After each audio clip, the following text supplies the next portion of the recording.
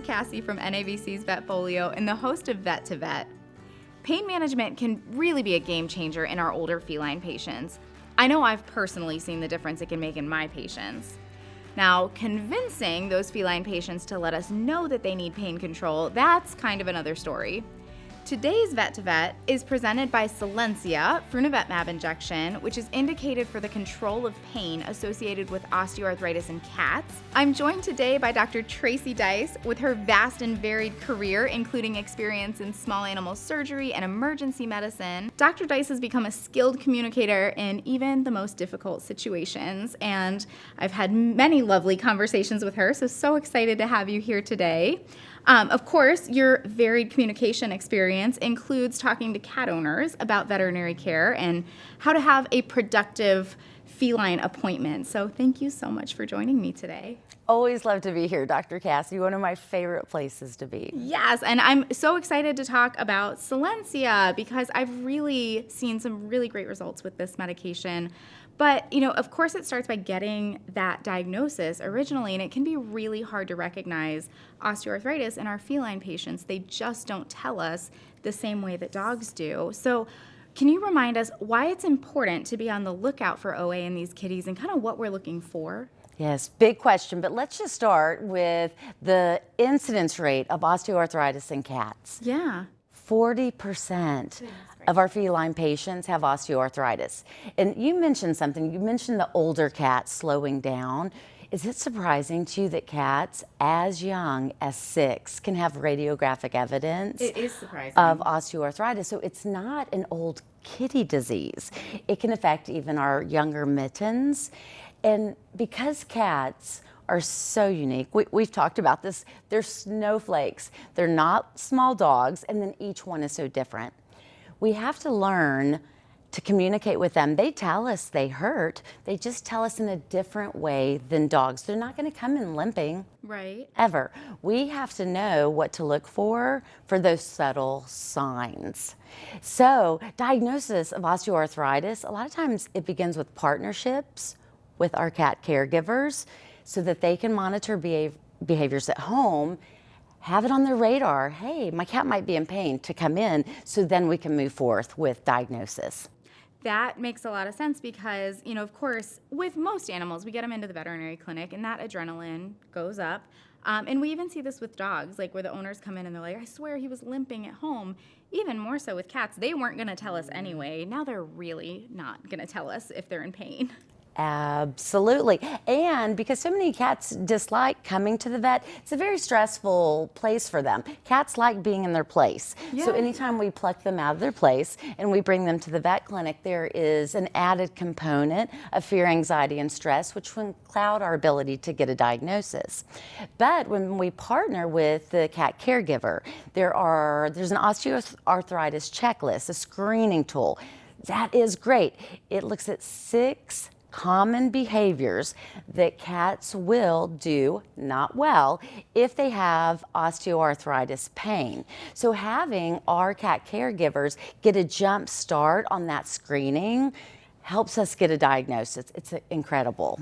Absolutely. And I'm picturing, in this visit talking about, let's talk about osteoarthritis. And I would imagine a common reaction would be, what do you mean? My cat is fine. So I feel like that checklist could be really helpful in terms of kind of planting the seed for that conversation to say, well, why don't you look for these behaviors at home?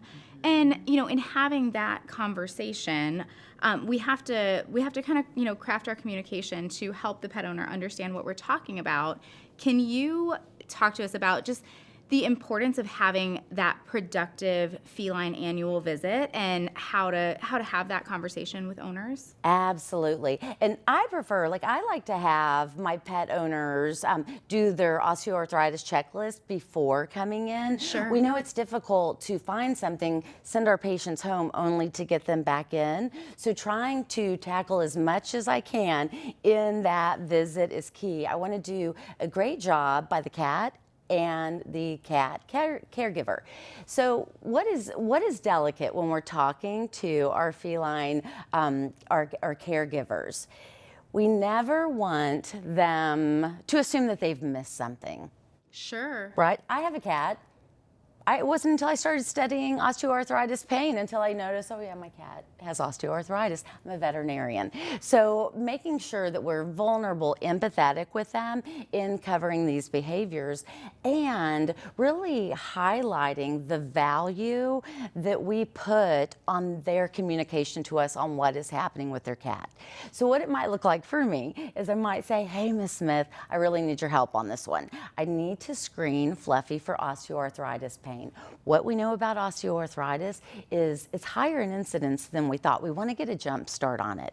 Fluffy keeps secrets. A lot of times she doesn't tell us what's happening with her. So I need your help to decode the mystery. Help me with this. And just look at these things. Look at these 6 behaviors. Not does she go upstairs? How does she go up and down stairs? When she was younger, did she used to zoom up it? Now, is she pausing? Is she hesitating? When she jumps up on surfaces, is there a pause? Are you noticing little claw marks on the surface that she's landing? Is she missing jumps? Are there things she's just doing differently? Just having those conversations to get them thinking, but in a very non-judgment way. Yes, I love the way you put that, being open, vulnerable, empathetic, and, helping pet owners to feel empowered and not like they missed something or they were negligent in taking care of their animal, because that's not the case at all. It's not the case at all. But we get busy in our day and we just get into taskmasking. And so sometimes our communication doesn't come off so well. Yeah, so I want to dive a little bit deeper into communication, because sometimes we'll have that conversation with Miss Smith and she'll say, oh, absolutely, let me help you decode this. Let's check Fluffy and see what's going on. But because cats keep secrets, we also have a population of caregivers who may say, they're fine. My cat's fine. Can you just do the exam and the shots? Let me take him home. I'll see you next year. So what about maybe pet owners who might be a little bit more resistant to that conversation? Those that'll kind of look at us and go, they're fine. There are a couple ways that I tackle that, or my team tackles that. So as someone myself that suffers from osteoarthritis, you probably remember, I didn't see you this time last year. I had a knee replacement. So talking about osteoarthritis really hits home. Sometimes I will do the thing where I'll try to find maybe a human condition to liken the condition to. Maybe they have maladaptive chronic pain. Maybe there's something from their life I can pull from, because people who have maladaptive pain or suffer from osteoarthritis, as soon as they think about how they feel on any given day and how their discomfort waxes and wanes, they'll be like, yeah, I get it. Let's go ahead and do it. But sometimes there are those people that are they're not going to be impulse buy people. And that's okay. I want you to consider it. I never want to partner with you in doing something for your pet that you're not on board with, because we're not going to be on the same team. So we got to get buy-in there. So sometimes I just educate the best I can, send them to a place that has some great information. And what I think has been probably the game changer is to show before and after videos of other Silencia patients. Sure. Because then they can see kitties and they can see them like, oh, my cat actually does that. And then they'll see the after pictures and they're just zooming like they're kittens again. And so sometimes, okay, we say a picture tells 1,000 words. A video tells 10 million words. So a lot of times the pre and post videos of my Silencia patients actually is what the game changer is. And I think that helps that conversation too, because that's certainly been my experience in those severe OA kitties, that it's just life changing. And I think it helps facilitate our communication and being excited and passionate about, no, you don't understand how much of a quality of life difference this can make. Completely. Because chronic pain of osteoarthritis, we joke that pain should be like the 4th vital sign, because it can interfere with so many other disease states. But patients who have maladaptive pain and chronic pain of OA, it affects their sleep, it affects their cognitive dysfunction, and it's disruptive to the bond they have with their people, because they're no longer wanting to do the things that they used to do. Sometimes even little pets can hurt if maladaptive pain progresses to that neurogenic pain where they get allodynia and they're all wound up. A tiny little pat might hurt even if you have a little hip osteoarthritis. Absolutely. So it's disruptive. Yeah, and I'm thinking of one patient who I don't think the caregivers had even realized it, but she wasn't coming out and interacting with the family anymore, and it was because they had a dog. It was a very nice dog. They got along well, but he was a lot. You know, he was younger, and once we treated that pain, she would come out and spend time with the family again because she felt comfortable that if the dog got to be too much, she could get away and she could go back to where she was comfortable, and it wasn't going to be a whole process to come out of her safe space and then go back in. That's it. Cats are always going to maximize safety over social interactions. So it's get y'all picked up on that. Yes. How dare they get a dog without asking the cat? Exactly. But gosh, that was like probably one of my most rewarding ones, and I had videos and all. It was wonderful. It's so good. I can watch a video of one of my patients and before and after Silencia and just talking to their caregivers, and I'll hear the story 6 times and I still am sobbing after it because it's changing people's lives. Yes. And for so long we didn't have anything in the United States that we could do for cats, and now we can make a difference, and we want to. Absolutely. Well, circling back to your question, I think when our clients see that we just want to make it better for their pet, like I think a lot of times they're like, oh, okay, she's really passionate about this. I'm going to go ahead and go for it. And even if they'll just commit to 1 or 2 injections, seeing the difference keeps them coming back. Absolutely. And so I love a couple of the things that you said there where it's, in particular, you said pain is the 4th vital assessment. So I think, T, P, R, W, and then we talk about nutrition being the 5th vital assessment, and now we're putting in pain, which kind of speaks to, how much we have to cover, how busy veterinary healthcare teams are. So sometimes when you're like, oh, I have to have this extra conversation, and I've got appointments backed up, and then this drop-off schedule, and X, Y, and Z, what would you say to the veterinary healthcare team about the importance of screening for osteoarthritis and communicating with owners about that? So what I hear from our people is I just don't see osteoarthritis, so I'm not going to incorporate screening questions into my feline intake forms. We know what's amazing is we never see things that we don't look for. The thing about when we start looking for things, we actually find it. And so when we think about our typical feline intake forms, most of the questions are already there. Maybe we just need to tweak them a little bit. We're already asking vomiting, diarrhea, how are they using the litter pan? So let's just incorporate how they are moving through these various states into that. It's not going to take very long, and you can get that message down pretty quickly. I think cats are always going to take a little bit more time than dogs, but practice makes perfect. And the more we do it, and when I say we, I'm talking about my vet health team, because my technicians and my CSRs do a lot of this for me, but practice makes perfect. Once we get the behavior down, once we know what to look for, once we accept the habit of looking for chronic pain the 4th vital sign, it folds into everything naturally and isn't time consuming. So it's more of getting a routine down and getting in the habit, and then once you're looking for it and it gets easier to have that conversation because you've got some practice there, then you start to see what maybe we weren't seeing before. That's it. And when we partner with our pet owners to have that screening checklist, the OA checklist done, that takes off about 6 minutes because they just come in and it's done. I'm like, oh, great, you just got me 6 more minutes and I can do a more comprehensive exam on your cat with it. Right. We can talk about it a little bit longer and answer a few more questions. And most of the time, and I think we have it down, we're still tweaking some of our protocols, but look, they've already heard, so they've gotten the OA checklist in their email before they come in. My CSR is going to talk to him about it. My technician talks to him about it. So by the time I get in, they're already like, yeah, I know you're going to check for OA pain, and then we're going to do this if it's there. They already know. Right. So I'm not having to have many conversations because it is well laid out long before I get into the exam room. Sure, absolutely. And that makes a lot of sense to say, we're not kind of starting this conversation from the exam when we have all these other things to talk about. That is it.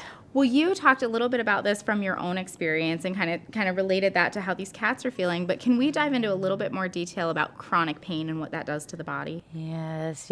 So we are learning so much more about chronic pain than we did when we were in vet school. Right. And so what we know, so chronic pain, unlike acute pain, adaptive pain, it has a purpose. Right. It's pain with a purpose. Maladaptive pain, that chronic pain, is pain without purpose. There's no reason for it. It's not just like lingering acute pain, it's progressed. And it has the potential to fundamentally and genetically change our patient's nervous system. And so with untreated chronic pain, that pain begets more pain, and then we start having that complexity where, inflammation might turn into neurogenic inflammation, might turn into all these other things. We start getting allodynia, we start getting that wind-up pain that we're never able to go back and mitigate. So chronic pain, take homes here.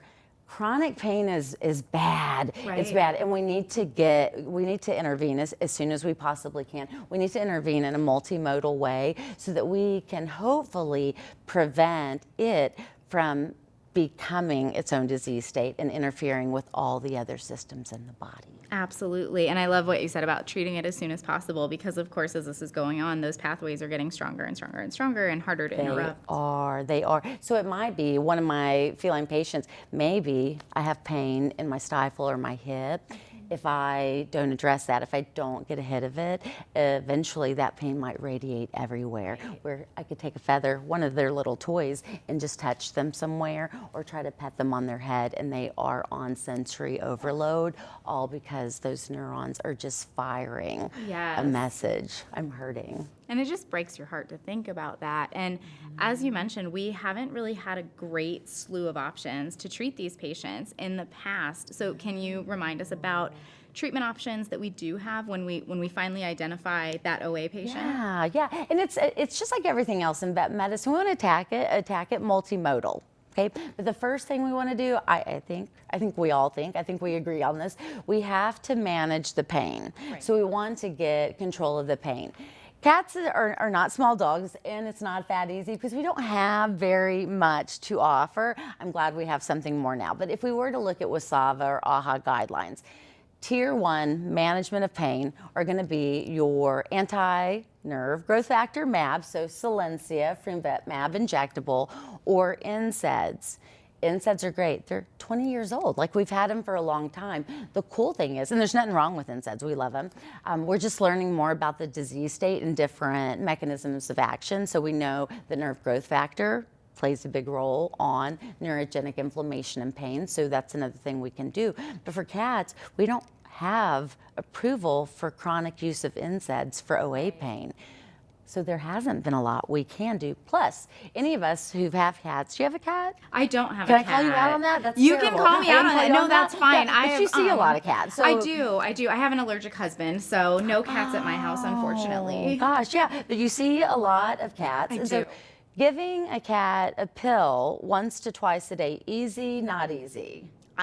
From the feedback I get from my cat owners, they tend to not be very excited about giving oral medications in general. Right, because it can be stressful. Cats don't like it, even when we try to make it the best flavor, palatability. Right. They don't like it, and that can be disruptive to human-animal bond too, because cat starts associating caregiver with, oh, you're going to do something bad. Yeah. Plus, we don't have any approved or non-steroidals approved for chronic use in cats. So let's talk about Solensia. What's great about Solensia has that unique mechanism of action, and it's injectable. Yes. So once monthly injection, and the cat caregiver doesn't have to do anything at home for pain. Now, there are things we do need to partner with them. If they're chunkamunks, got to get the weight off. Yeah. What we're finding with Solensia, because the mobility is improving, the weight is coming down. They're developing more muscle mass, which is good, but we still have to watch the weight. Sure. And then all those other things we might do, the nutraceutical things.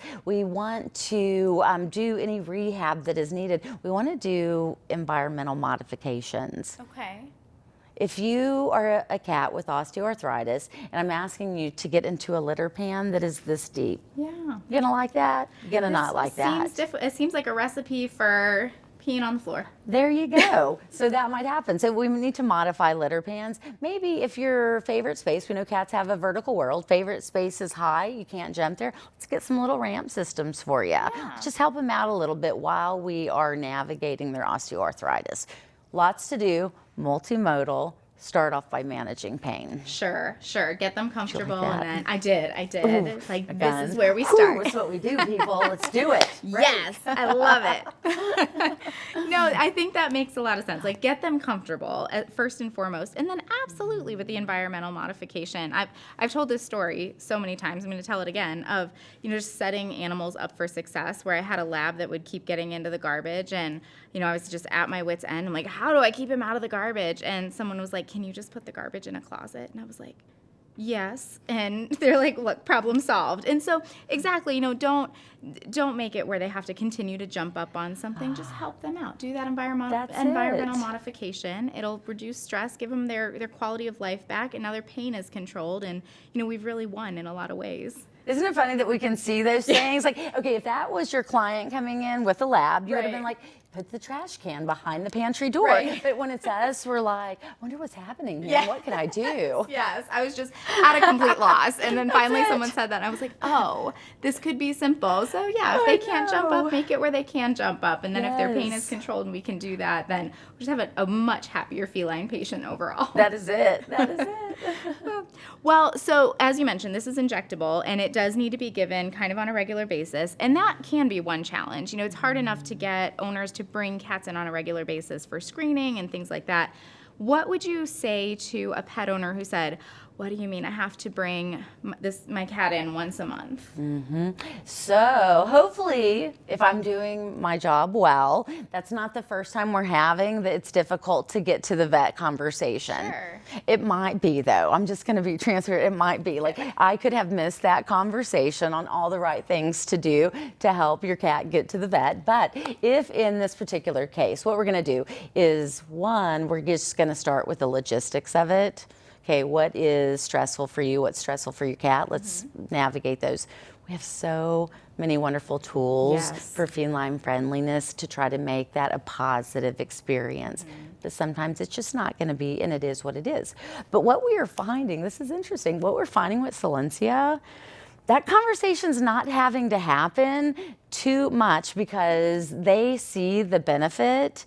And even if their cats, maybe coming to the vet isn't the greatest thing, they're willing to do it because that tiny little bit of discomfort still yields a month of comfort from osteoarthritis pain.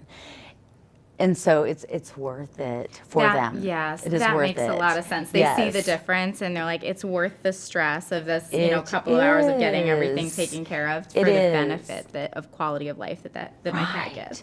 We do have to have that conversation because I get asked this a lot, especially because we have MABs in so many areas, and MABs, monoclonal antibodies, and depending on what disease state, the duration can be maybe different.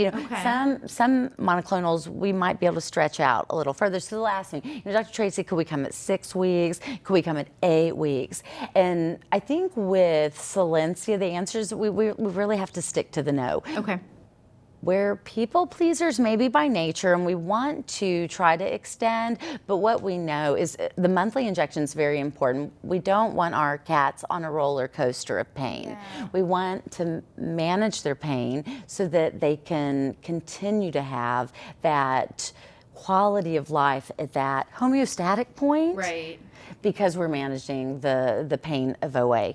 We don't want them doing this. That's not fun. It's not fun, and you know those pathways are there for chronic pain, so it wouldn't take much for that to reactivate and them to become very painful. That's it. And we can do things within our practices to make it better too. Yeah, we just kind of have to lean into that creativity that we always do in veterinary medicine. We do. Think outside the litter box. I love it. Yes, yeah. So when we are leaning outside or leaning in that creativity, expanding our minds, we think about things. Can we do catter days? Are there times in our clinic where it might be quiet, and that is a time we can have our feline patients come in?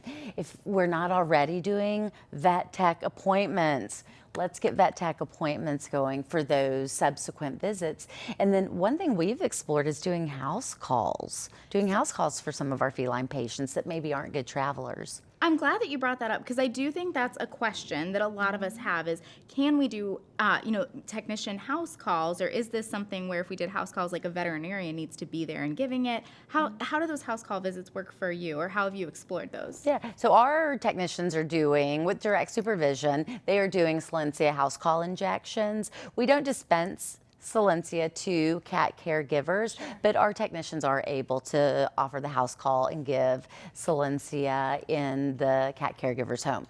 We do have a conversation. A lot of times my techs will do it on their way home. It's the end of the day. I'm not going to be in the clinic. So it might come with a conversation. Now, remember, we're going to give Fluffy her Solensia. If you look for XYZ, if any of those things happen, here is our emergency clinic partner. Call, take Fluffy in. So we just have to have that little extra conversation if we're not going to be available to them for any questions they have post-injection. But most of the time, the house call visits are on those subsequent injections. So our patients have already seen multiple injections. Not that you couldn't have an adverse event on the third or fourth one. It can happen, but less likely.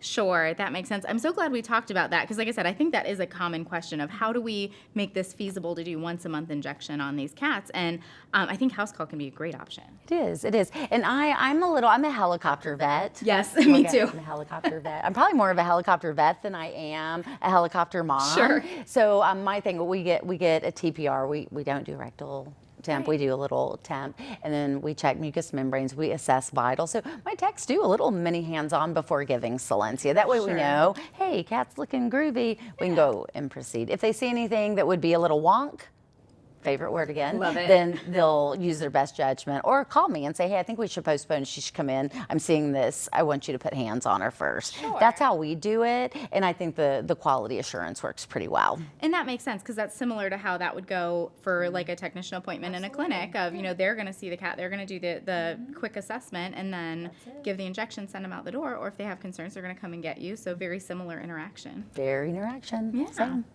Adverse reactions. Are we seeing them? If we are seeing them, what are we looking for? Yeah, so with Solensia, the most common are going to be pain injection.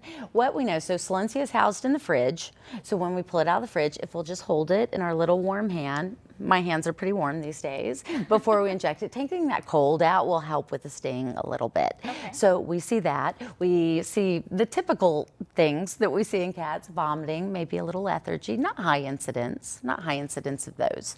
Well, that seems not terribly scary. It's not terribly scary. Wonderful. It's not terribly scary. Well, as you can tell, I've had really good experiences treating my feline patients with Solensia, and so always excited to sit down and talk about it and continue to get the word out that, yay, we have something to treat these cats with OA. So, Dr. Dice, always a pleasure to talk to you. Thank you for joining me. Thank you for letting me spend time talking about cats. Yes, it's so much fun, and you're so good at it. Oh, thank you. Thank you, Dr. Cassie. Happy to be here. And thank you to Zoetis for partnering with us for this edition of Vet2Vet. Check out NAVC's vetfolio.com for more of our V2V discussions on various topics in veterinary medicine. And remember, if one animal is better off because of you today, it's a great day.